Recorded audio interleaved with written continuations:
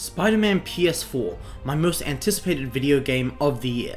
Despite the fact that my channel is saturated with Sonic videos, even after I said I'd branch off to other franchises, neither Team Sonic Racing or Sonic Mania Plus took the #1 spot for my most anticipated game. And despite Spider-Man being one of my favorite superheroes, I've never played a Spider-Man game prior, unless you count the LEGO Marvel games.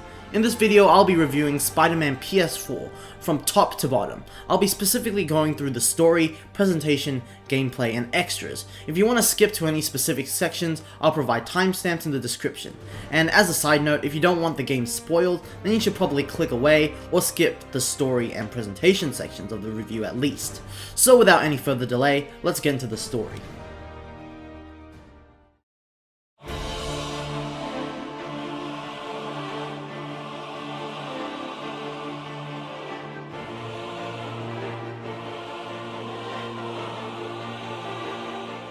Unlike how recent movies and TV portray Spider-Man, Peter Parker is a 23-year-old adult who's moved from Queens to Manhattan to work for Dr. Otto Octavius. Aunt May is also in Manhattan since she works for a homeless shelter called Feast. I don't know if these things happened in the comics, but they are different from all the mainstream Spider-Man media we've gotten. While I do prefer Peter Parker in a high school environment, I can't deny that they did a good job at changing that into a work environment. And this isn't just to add in Peter Parker's life for the sake of it, it actually links to the overall story. Dr. Octavius' lab is where Peter may sometimes work on his Spidey suit. Then, the inevitable happens. The Doctor finds out that Peter makes Spider-Man's suits, and even gives him a new suit. Also, he becomes Dr. Octopus and replaces Chinese Man as the main villain. Big surprise. You'd think a Spider-Man game that advertises Mr. Negative as the main villain should have used another villain as obscure as Mr. Negative, so the twist wouldn't be so obvious. Although this is more of a nitpick, because if you had no idea what a Spider-Man was and played the game, the twist would have been pretty good.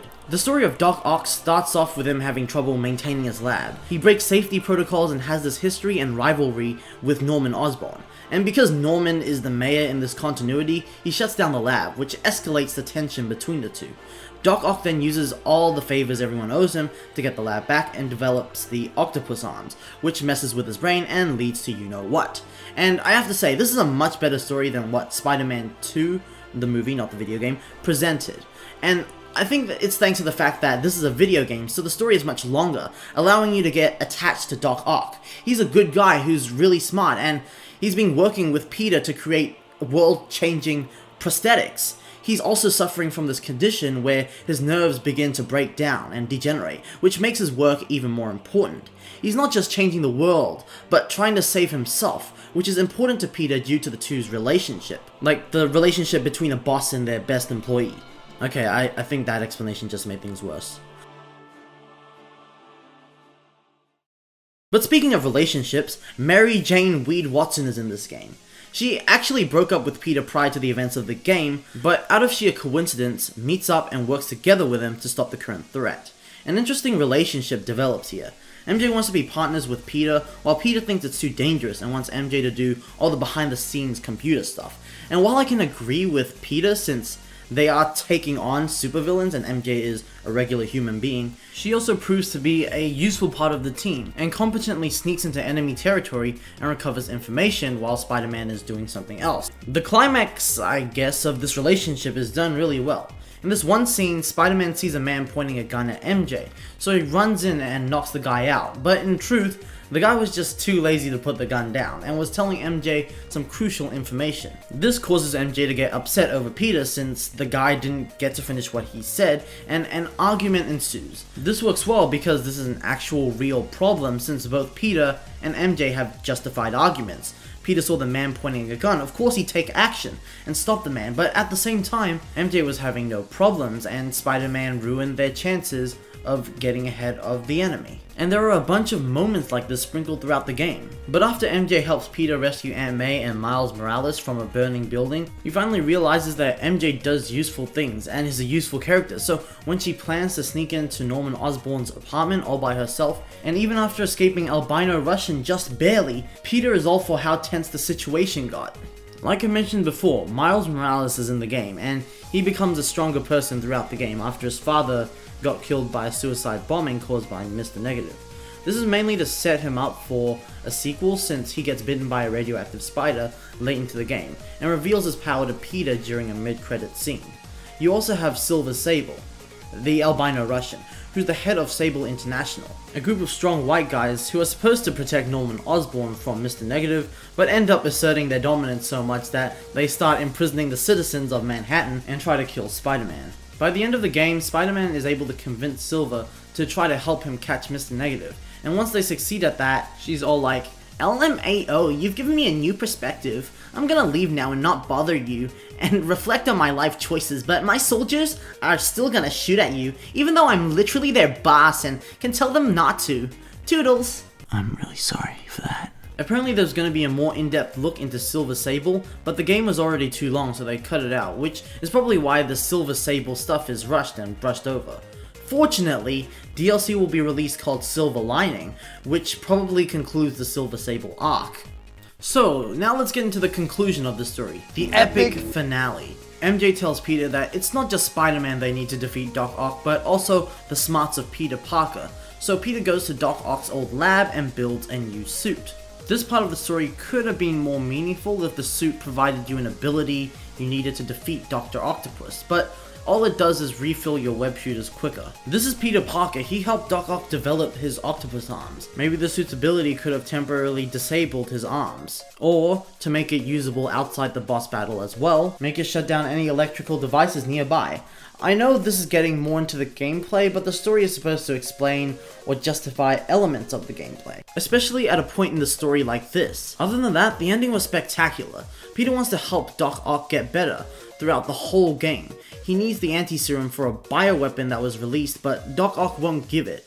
At one point, Peter even thinks about giving up saving Doc Ock. He asks MJ when it's okay to give up on a friend, and even during the boss fight he tries to reason with him. He tells Doc Ock, who wants to kill Norman Osborn, that harming all the innocent civilians won't do any good, even after Doc Ock reveals that he knew Peter was Spider-Man the whole time, and Peter gets pissed since Doc Ock was knowingly trying to hurt a friend the whole time. He continues the reason.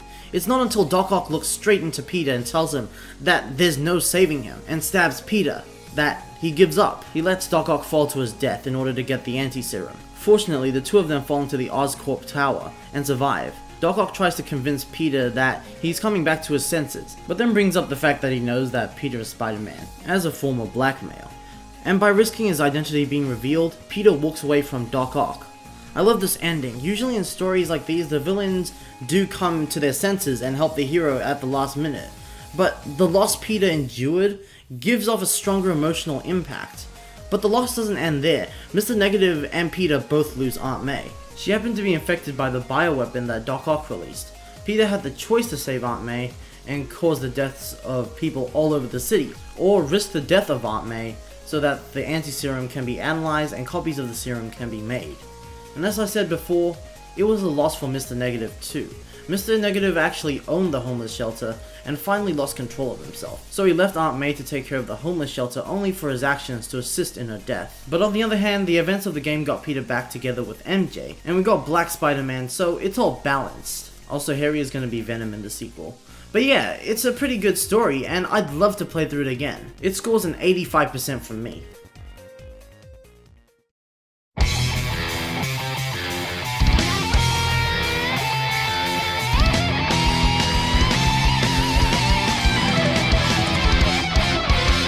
The presentation of Insomniac Spider-Man is like when you go to school and you see that girl that you really want to get with, but no, you never will.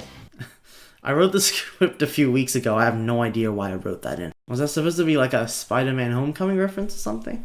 After playing one of Insomniac's previous titles, Ratchet & Clank for PS4, I expected Spider-Man PS4 to look even better. New York City is massive and full of so many pointless details. You can find the Ghostbusters firehouse there, you can find the Insomniac studio there, you can even hear the Spider-Man 2 pizza theme in some of the pizza places.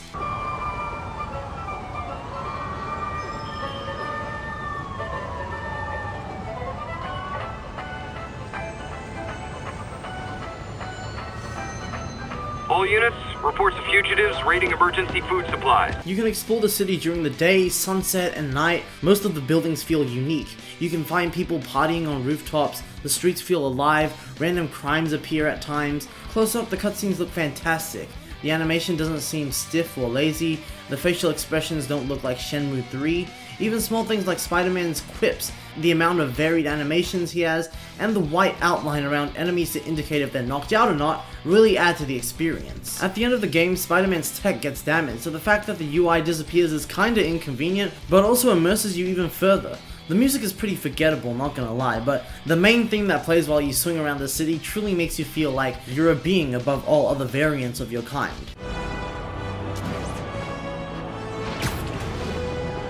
And the music during the final boss as Spider-Man battles Doc Ock on the side of the Oscorp Tower is phenomenal. You should be on my side! I won!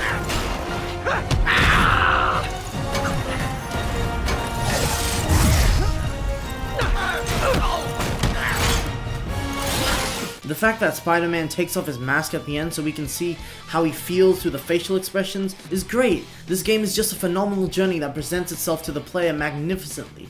The voice cast also do their best to present to us performances that felt genuine. They even recorded lines twice for Spider-Man, so he sounds exhausted while running around in web slinging. Spider-Man's voice did kind of give me a teenager vibe though, but that might be because the guy who voices Spider-Man also voiced teenage Ben 10 and younger other variants of Spider-Man. The only gripes I have with the presentation is the fact that some of the UI can be small to read. Since I did play the game in a large room where the TV was on the other side and I was on the opposite side, I had some trouble reading. But it's fine if your screen is close to you. Another gripe is smaller. Images of people on billboards and signs look realistic, or may even be pictures of real people, so it doesn't mix with the clearly CG look of the game. But those are small things that can be easily looked over. And glitches are down to a minimum from my experience. Only a few enemies got trapped in walls for me, but even then I could still beat them, so it wasn't game breaking, and the game also crashed here. Although there are a few interesting glitches that have been shared online. I'm giving the presentation a 90%.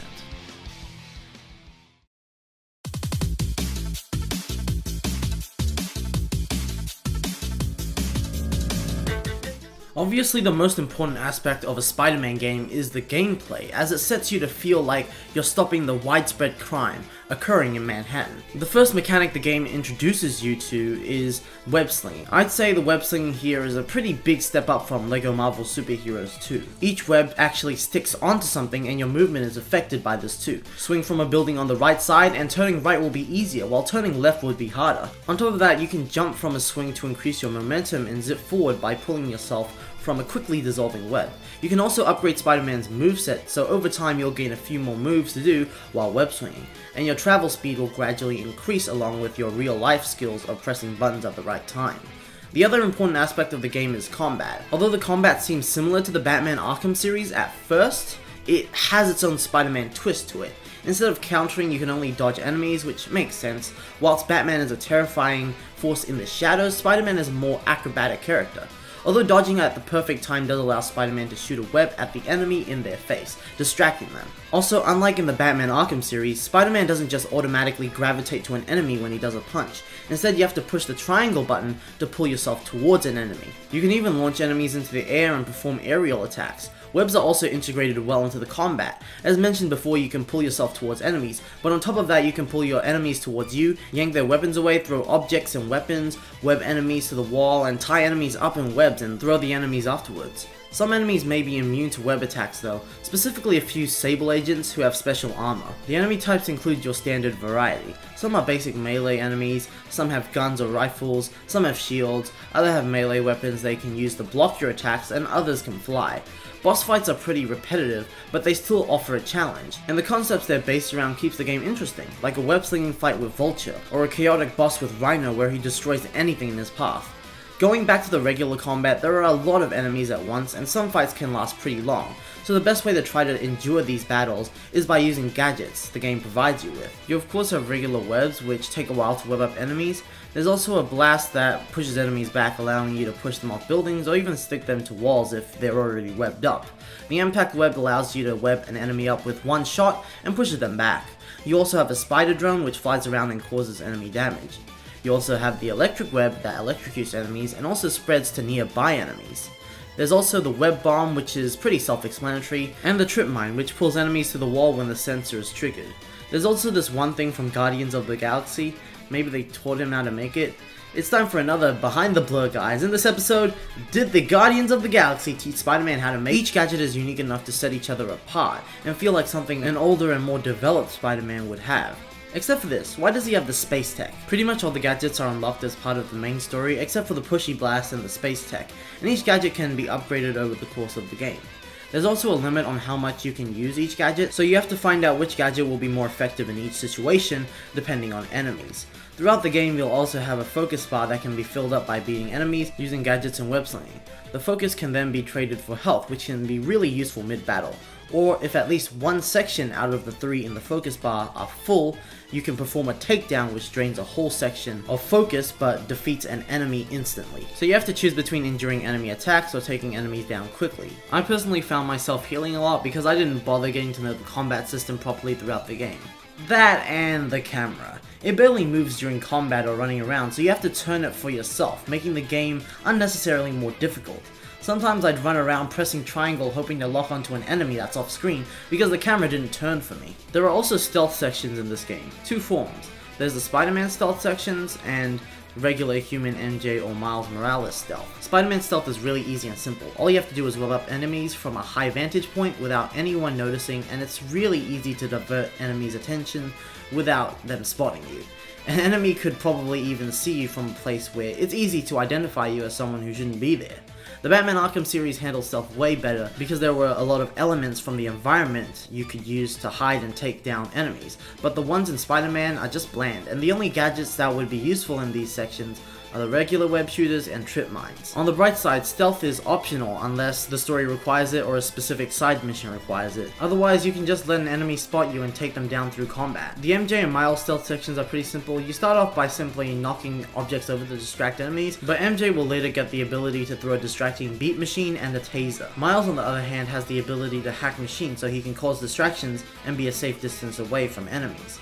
These sections aren't bad, but they are an inconvenient distraction from the Spider-Man stuff. The best one of these sections would be the one where MJ can summon Spider-Man to take down enemies, and it would have been cool to see a small multiplayer minigame stem from that. The mechanic also didn't evolve since it appeared once in the whole game, so it was pretty much just wasted potential.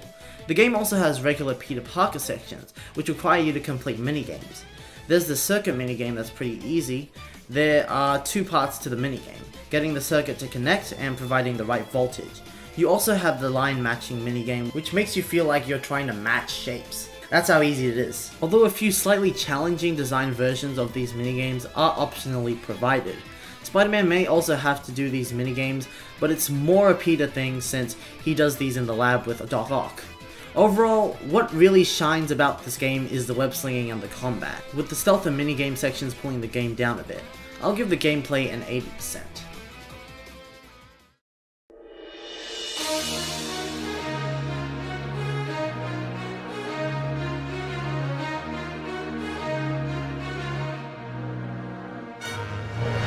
Let's get to the final aspect of the game, extras. In a game like this with a massive open world, there must be a good amount of extras, right?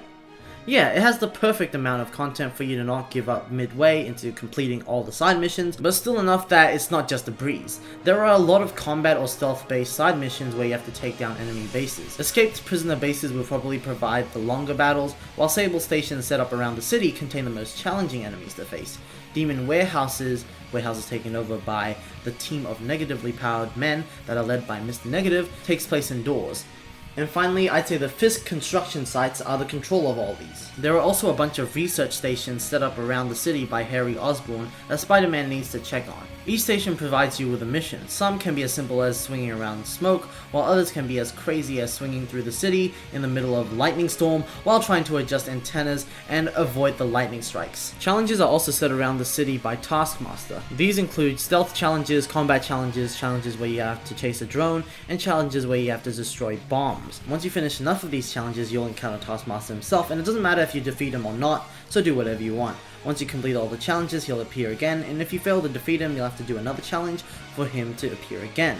But if you do manage to defeat him, he'll ask Spider-Man to join an organization, and even though the organization pays a lot of money, they go against his moral code, so he declines. Nothing really happens from this. This could have been some sort of setup for some DLC or the sequel, since the Black Cat side missions simply end with Black Cat stealing her old costume, and will obviously lead into the Black Cat DLC, The Heist. And at the time of recording this video, the only other DLC we know of is one called Turf Wars, and another called Silver Lining, with no description provided for either of them. Spider-Man can also help out civilians around the city. Some have been affected by the events of the game, while others simply go through their own self-contained stories, such as the one where Spider-Man complains about people saying hashtag out loud. Did you just say hashtag out loud? That's honestly almost as bad as the kidnapping. And a ripoff of Sonic Man. There are also backpacks you can collect that give you little insight into what's happened in the past in what I'm guessing is the Marvel gaming universe, since there are a lot of Easter eggs related to other Marvel properties in the game. Since Spider-Man is your friendly neighborhood Spider-Man, you can also stop random crimes that appear throughout the city.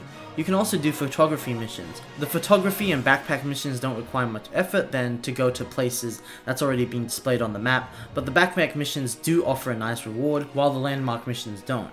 All missions do, however, earn you tokens that you can use to upgrade gadgets and buy new suits. Different suits also unlock different abilities, but you can mix and match these, so if you like a suit's ability and hate the suit's design, you don't have to wear it just to use the ability. Mods for your suit can also be attached, one of which reveals more photograph locations on your minimap when you're close to them, so it can be a pain to find the last few photograph locations once you've taken most of the pictures. Thankfully, all this does is unlock a suit that has no extra ability, and the mission isn't required to 100% the game or unlock any trophies. Some missions also require you to do specific moves multiple times or earn a certain number of points to unlock more tokens to get suits, mods, and upgrades. The best way to do these side missions would be in the middle of the story, so you can upgrade Spider-Man throughout the story, and so some missions don't become tedious once you finish the story and try to 100% the game. Overall, while there's a good quantity of extras, it can be really repetitive, but some missions, like some of the research station ones, can add some spice to this, but it isn't just spicy all the time. I'll be giving the extras a 75%. In my old reviews, I used to remind you guys what score I gave for each aspect of the game, but just for simplicity, I'm just gonna give you the final score, 82.5%. I can't say it's the best Spider-Man game because this is the only Spider-Man game I've played, but it's a darn good one. It has all the stuff you'd expect in a Spider-Man game, and does most of it pretty well, resulting in you feeling like Spider-Man. I can't wait to play through the New Game Plus mode they added in an update recently to replay through the story again. But anyways guys, if you did enjoy this video, please give it a like, subscribe if you want to see more, and if you want to interact with me directly, go check out my Twitter or Discord. And to all of you who watched, thanks a bunch. I am trying to branch away from Sonic content, so you should expect to see more reviews about non-Sonic games or movies in the future. And like at the end of every video, I'll be seeing you guys in the next video.